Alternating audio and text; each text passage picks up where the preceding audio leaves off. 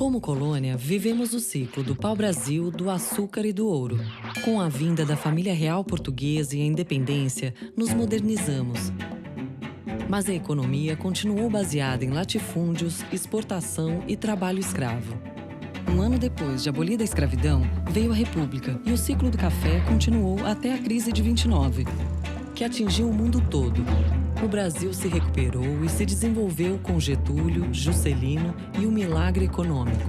O sonho foi interrompido pelas duas crises mundiais do petróleo que levaram à crise da dívida externa e à alta inflação, problemas que continuaram na democracia.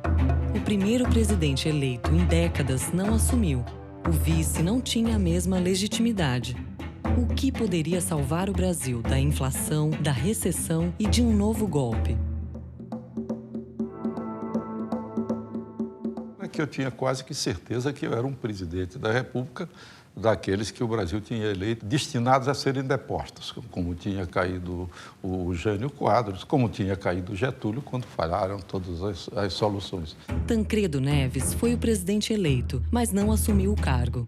Não tinha grande penetração na grande mídia nacional, não tinha apoio de grandes grupos econômicos e não tinha partido político. Não tinha participado da organização do plano de governo do Tancredo. Não tinha escolhido nenhum ministro de Estado, não conhecia ninguém. Além disso, no primeiro ano de governo, os indicadores econômicos não melhoraram. A primeira tarefa de Sarney foi de gerar legitimidade para o seu próprio mandato. A legitimidade dependia do aumento da popularidade do presidente. Isso só com um milagre, como o fim da inflação. Sobre plano de estabilização. Há uma divisão clássica entre plano ortodoxo e plano heterodoxo. O plano ortodoxo é aquele que pretende resolver o problema da alta inflação, reduzindo a demanda, né? Era usar os instrumentos clássicos, ou seja, a taxa de juros e uma política fiscal contracionista. Não dava para você fazer um ortodoxo. Eu não tinha condições políticas de fazer isso. Eu também tinha a perfeita noção que se eu adotasse um programa da fórmula ortodoxa, eu inevitavelmente estava fazendo aquilo e o Jango tinha feito todas as coisas erradas para ser deposto, né? E nesse momento ninguém sabia o que é que poderia acontecer. Havia gaviões dentro do governo Sarney, havia golpistas dentro do governo Sarney. A única força organizada capaz de tomar decisões naquele tempo era as Forças Armadas. E de qualquer maneira, plano ortodoxo não seria a solução. Na realidade, nós estávamos diante de um problema muito mais sério. É muito diferente de uma inflação que acontece por um fenômeno de mercado puro e simples. Então, nós tínhamos desenvolvido o que nós chamamos a teoria da inflação inercial. Quem teve a ideia básica, original, foi o Mário Henrique Simonsen, num trabalho de 1970. Nós percebemos que um elemento crítico da inflação brasileira era a indexação. Em 1964, criou-se um sistema de indexação generalizada baseada na correção monetária. No Brasil, a indexação começou com a correção monetária de impostos e financeira. A indexação salarial veio por tabela, por consequência.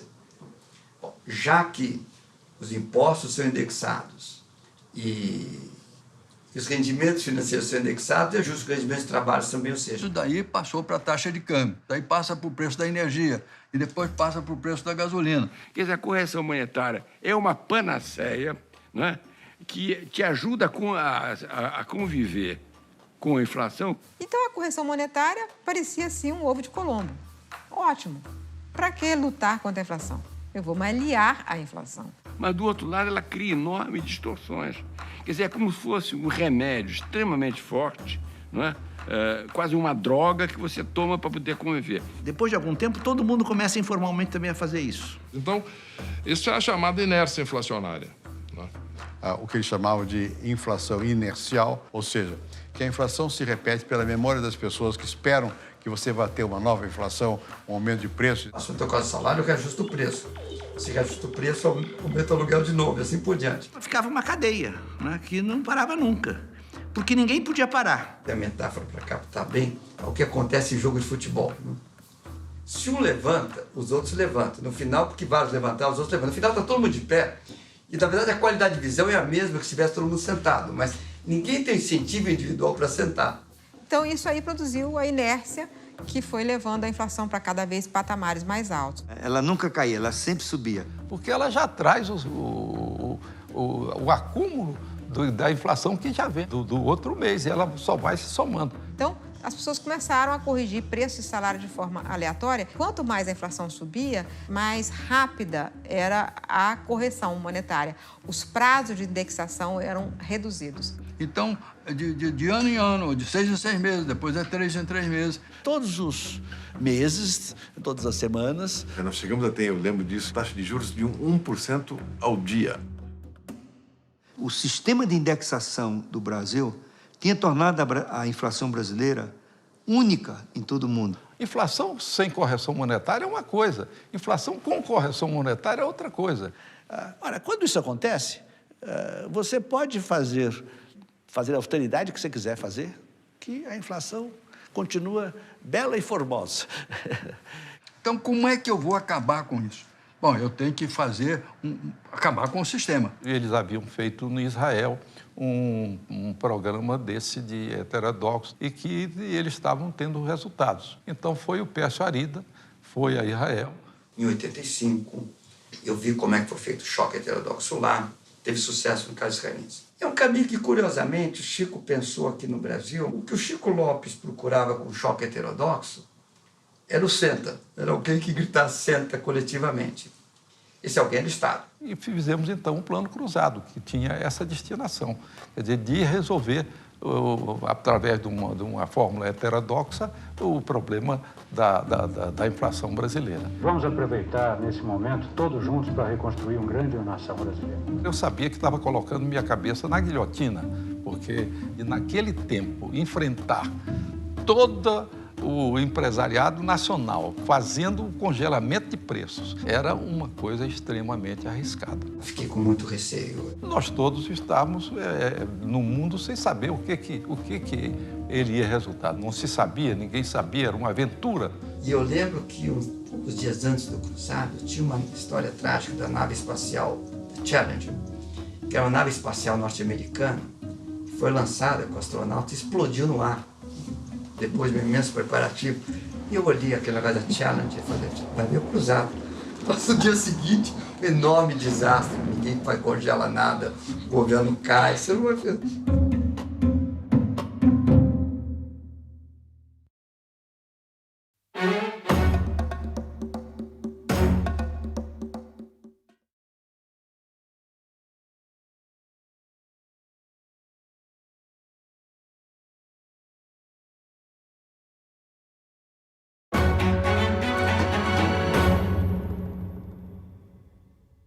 O Plano Cruzado foi lançado em fevereiro de 86.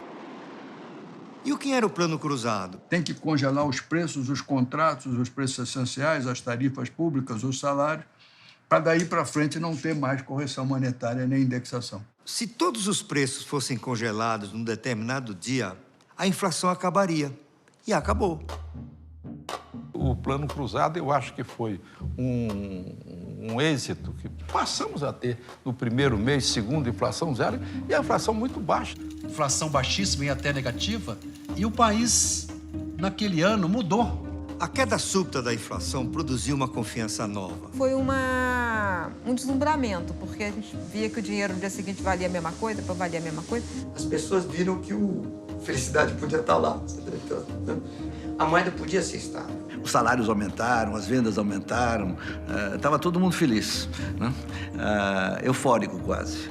Os consumidores iam às compras, os bancos se sentiam encorajados a emprestar e o consumo aumentava rapidamente. Até remédio para dor de cabeça desaparecia na farmácia, né? Teve um crescimento acelerado da economia brasileira. E a economia disparou. Plano Cruzado, que ele legitimou o presidente da República. Ele afastou do presidente a função de ser deposto. Durante o Plano Cruzado, o presidente Sarney bateu recorde de popularidade. Um presidente que era criticado, atacado por ter vindo da ditadura, de repente viu a sua popularidade passar de 80%. O povo, no momento em que aceitou ser fiscal do presidente, assegurou o êxito desse programa. Tabela na mão, o Brasil no coração, a vitória estava assegurada. Na hora que chegava a tabela, todo mundo ia com a tabela para o supermercado. Quando o fiscal do Sarney dizia, eu sou fiscal do Sarney. O consumidor se sentiu com a tabela com muito poder na mão, né? Porque, assim, o governo deu para ele uma tabela, para você vai ser o cara que vai fiscalizar esse preço. A popularidade permitiu que a recém-nascida democracia começasse a arrumar as finanças públicas. Nós fizemos naquele tempo no Brasil uma coisa que mudou o Brasil completamente até hoje e que pouca gente fala, que foi o problema de nós organizarmos a parte fiscal do país. Olha, é tão complicado contar isso porque, primeiro, era muito desorganizado, ninguém sabia muito bem. Porque era tanta confusão. Era uma confusão muito grande. Essa coisa foi muito mais complexa do que parece. Se você tinha uma desordem fiscal absoluta... O Brasil não conseguia controlar a inflação, entre outras coisas, por causa desse tipo de problema. Quando eu assumi o governo, nós tínhamos 4 orçamentos. O orçamento monetário, o orçamento fiscal, o orçamento das estatais e o orçamento da Previdência. E só um orçamento, o da União, era aprovado pelo Congresso Nacional. O orçamento da União, o orçamento tradicional, ele continuava lá, as despesas de funcionário, as despesas públicas, os investimentos de projetos públicos continuavam. Então dava uma falsa ideia de que as finanças públicas no Brasil eram uma maravilha, porque o orçamento federal, incluindo o pagamento de juros, era equilibrado. A ordenação da política monetária, que era basicamente a política de crédito, esse passou a ser controlado pelo orçamento monetário. Então, essas operações de interesse público, que não estavam no orçamento federal, eram realizadas ao abrigo deste orçamento monetário. Um orçamento artificial, não aprovado pela sociedade, nem pelo Congresso Nacional, de volume, cifra maior do que o próprio orçamento convencional. Eu acho que falar que, nesse período, o orçamento monetário era 70%, 30% o orçamento aprovado pelo Congresso, não está muito longe da realidade. Talvez até pior. É chamado orçamento monetário, era a conta de movimento. A conta de movimento era, na verdade, um orçamento paralelo. É um cordão umbilical que ligava o banco, a maquininha de rodar dinheiro do Banco Central ao Banco do Brasil. Quer dizer que o Banco Central, o dinheiro do Banco Central era usado através do Banco do Brasil para gastos públicos. De modo que todos os programas de fomento eram feitos através do Banco Brasil. O Banco Brasil só funcionava para isso. Aquela conta o governo sacava, fazia o que queria e também ela servia para não ter a responsabilidade fiscal. O Banco do Brasil operava sem limite de caixa, digamos assim. Ele ia emprestando sem necessariamente ter a captação de recursos. Tá? A conta de movimento do Banco do Brasil, que era um poço sem fundo. Seguinte, o Banco do Brasil tinha uma conta conjunta com o Banco Central. De tal forma que o Banco do Brasil podia emprestar a rodo e nunca cobrar, porque ele fechava a conta dele pegando o dinheiro no Banco Central. É onde os políticos exerciam influência para apoiar a indústria, apoiar o comércio. Se alguém queria dar mais empréstimo para a agricultura, o Banco do Brasil, dá um empréstimo aí. Pronto. Tão simples quanto isso. Empresta. No final do dia, o que faltar no seu caixa, você vai lá e debita na conta de movimento. E estava tudo resolvido. As consequências disso eram uma absoluta impossibilidade de fazer uma gestão de finanças públicas adequada, porque vamos lembrar que qualquer desembolso do Banco Central é emissão de papel moeda. Quer dizer, todos esses programas eram feitos através de emissões monetárias. Uma emissão de moeda não é exatamente infinita, mas altíssima, de alimentar a inflação muito alta. O orçamento monetário era muito determinado por ele e pelo ministro da Fazenda. Quem mandava era realmente o ministro da Fazenda.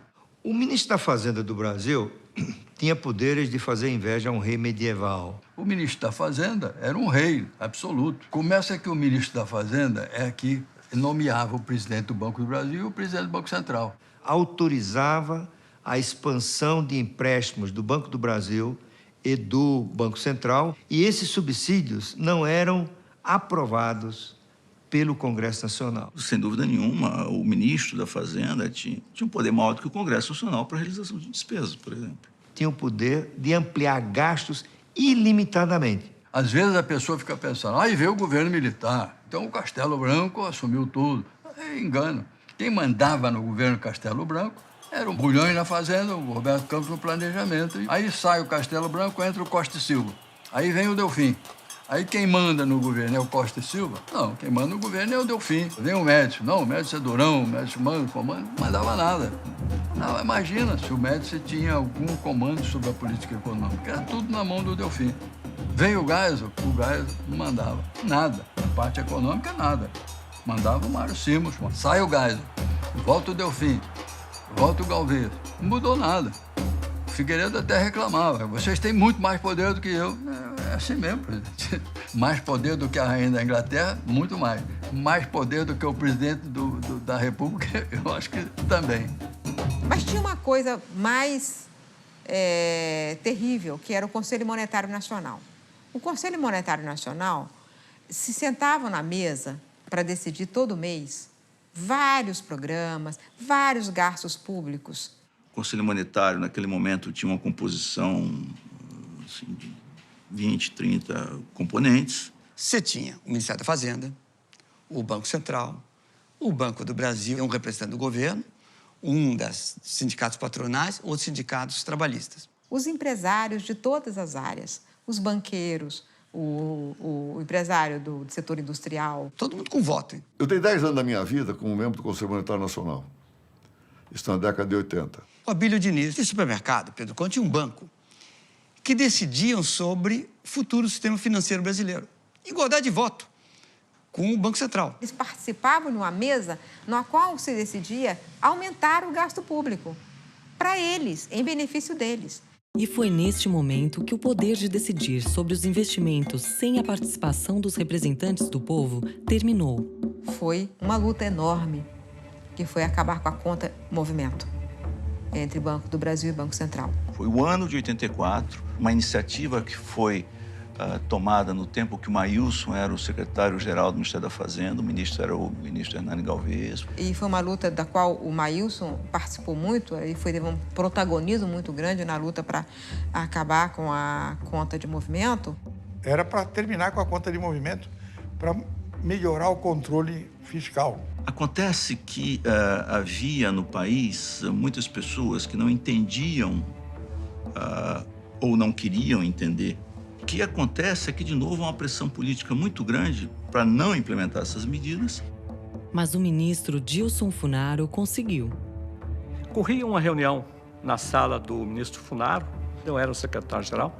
Estavam presentes vários diretores do Banco Central, inclusive o André Lara Rezende, o Luiz Carlos Mendonça Barros, o Beluso. O presidente do Banco do Brasil liga para o ministro Funaro, comunicando o excepcional resultado do Banco do Brasil e, por consequência, um recolhimento que certamente, à época, devia representar, no mínimo, uns 30% do recolhimento total de pessoa jurídica no Brasil. No final do dia, aquele dinheiro que ele usou para pagar o imposto de renda foi sacado da conta de movimento. Então, houve uma indignação generalizada na mesa. E aí que surgiu aquele... Vocês sabem o que precisa ser feito? Sabemos, precisa acabar a conta de movimento.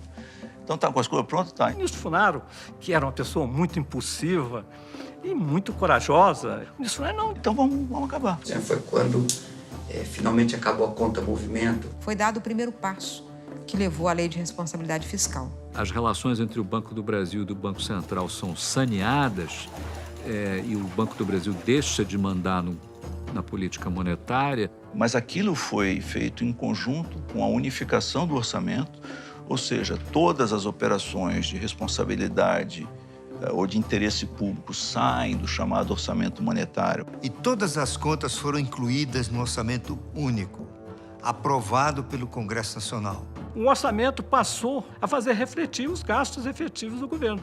O ministro da Fazenda perdeu o poder de mandar fazer despesa sem autorização legislativa. Então você vê que o quanto é importante você ter as condições políticas necessárias, e foi no uso desta popularidade que nós conseguimos implementar essas medidas. Institucionalmente, Foi um período que se avançou muito. Mudamos a composição do Conselho Monetário Nacional. O Banco Central do Brasil, um caso único no mundo, tinha uma diretoria de fomento agrícola. E passou a ser um Banco Central clássico, com responsabilidade de preservar a estabilidade da moeda e do sistema financeiro. É importante também a separação clara das funções de Banco Central do Tesouro. Você certamente conhece a expressão, deve ser por conta da viúva. O Tesouro Nacional era uma viúva que não sabia bem onde é que aplicava seus dinheiros e chegava lá alguém dizendo libera, libera, libera, e ela não entendia do assunto. Foi daí, então, e com ajuda extremamente importante do Pedro Parente, criamos a Secretaria do Tesouro. O Tesouro Nacional deixou de ser um órgão virtual. E é um momento também que a gente começa a desenvolver um sistema de gestão financeira e contábil para o governo federal que ele não tinha antes. Criamos o CIAF. Sistema Integrado de Administração Financeira do Tesouro Nacional. Foi um sistema totalmente integrado de execução orçamentária, financeira e contábil para o Tesouro Nacional e todas as unidades do governo federal em todo o país. O fim da conta de movimento, a criação da Secretaria do Tesouro Nacional, a unificação orçamentária, a criação do CIAF, tudo isso proporcionou um quadro de organização das finanças públicas que foi fundamental para que, no momento seguinte, você pudesse fazer a estabilização da economia do país. O desenvolvimento econômico, isso já foi escrito, ele só pode existir se nós tivermos instituições fortes para que a economia possa inteiramente funcionar. Havia tanto a mudar que era necessário uma nova Constituição. O Plano Cruzado possibilitou a convocação da Constituinte, porque se nós não tivéssemos aquele apoio popular que tivemos, nós não teríamos condições de fazer uma Constituinte. O povo escolheu o Congresso Constituinte, mas antes mesmo que assumissem, o Cruzado fracassou. 8 meses depois do lançamento, o Plano Cruzado já é um fracasso oficialmente reconhecido. Um mês depois, nasce o Cruzado 2. Quando chega no final do ano, né? A coisa desmorona. Sai aquela fase de esplendor do Cruzado. A inflação retoma com grande violência. E ele durou 9 meses e voltou ao 2 dígitos depois de 9 meses. As empresas começam a ir à falência, os estados da federação começam a ir à falência. E aí, mergulhamos numa crise de crescimento. Abaixo tem um ano até de crescimento negativo, né? O plano devia ter dado certo. Entretanto, foi um fracasso. Por que não deu certo o Plano Cruzado? Por muitos motivos. Primeiro, havia a concepção de que o plano era recessivo, que era uma coisa errada, já que ele depois mostrou que era um plano consumista, né? Teve uma onda de compras e foi o que produziu o desabastecimento também. Com o fim súbito da inflação, a demanda subia de elevador e a oferta de escada. Era preciso complementá-la com as importações. Mas o Brasil era uma economia fechada. Então faltava mercadoria e havia pressão para o aumento de preços. Outra razão era o desequilíbrio de preços. O João aumentava seus preços no dia 1º do mês, o Antônio no dia 10 do mês e a Maria no dia 20 do mês. Quando você breca de repente a inflação, tem o sujeito que acabou de reajustar o preço. Esse está feliz, que ele reajustou no pico. Tá? O outro que ia reajustar, mas não teve oportunidade de reajustar, esse pode quebrar. Então, ficaram desequilíbrios de preços relativos importantes que depois teriam que ser corrigidos. Né? E aí, quando você corrige os preços relativos, né, você tem inflação de novo. E é possível o Estado arbitrar. Congelei todos os preços. Mas o seu tem que diminuir e o dela tem que aumentar. Não consegue fazer. A economia é complexa demais para esse tipo de administração. Era insustentável. Começou, então, o descongelamento de preços, o que fez com que a inflação voltasse de maneira muito virulenta. Foi muito traumático para mim, mas, ao mesmo tempo, enorme aprendizado de ver um plano de estabilização dar errado. A lição é o seguinte: quem te dá o ok para fazer estabilização é um político que tem um projeto político. Quando você pensar em estabilização, pensa no plano econômico, pense no plano jurídico e pense no plano político. Que é um projeto, mas nada político. O plano havia fracassado, mas a democracia era consolidada.